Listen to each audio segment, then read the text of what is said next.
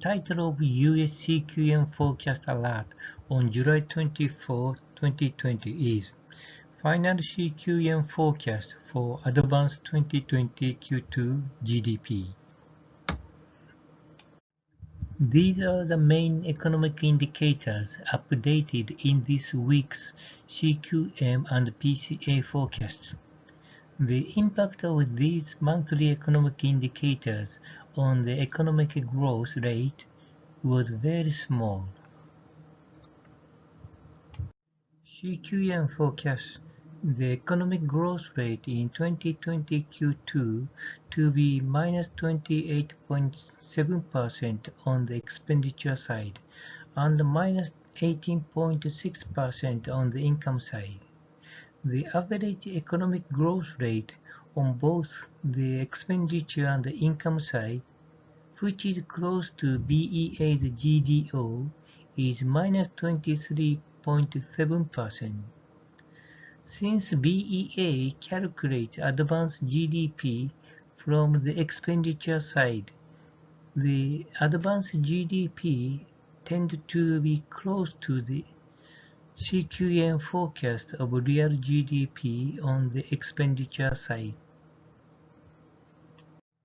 PCA forecasts economic growth rate to be -15.4% in 2020 Q2, which can be regarded as a leading indicator because of important roles by financial market variables in PCA.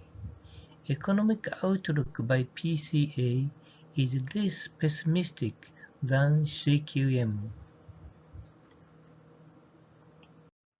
We compare CQM and BEA for forecasting and calculating advanced 2020 Q2 GDP. BEA assumes unpublished June monthly economic indicators constructing NIPA component on the expenditure side.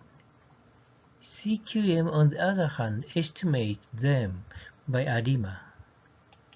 BEA does not calculate GDI because the data on the income side, such as corporate profits, are not available then.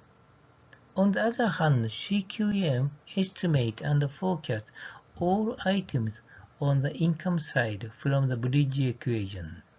So, GDP on the income side can also be calculated in CQM.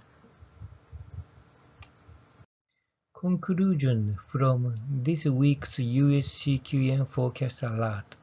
First, BEA's advanced GDP tend to be close to the CQM forecast of GDP on the expenditure side.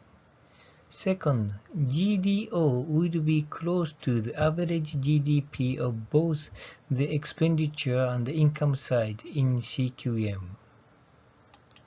Looking at the income side of CQM and the PCA forecast, we can see that the US economy is recovering faster than the expenditure side.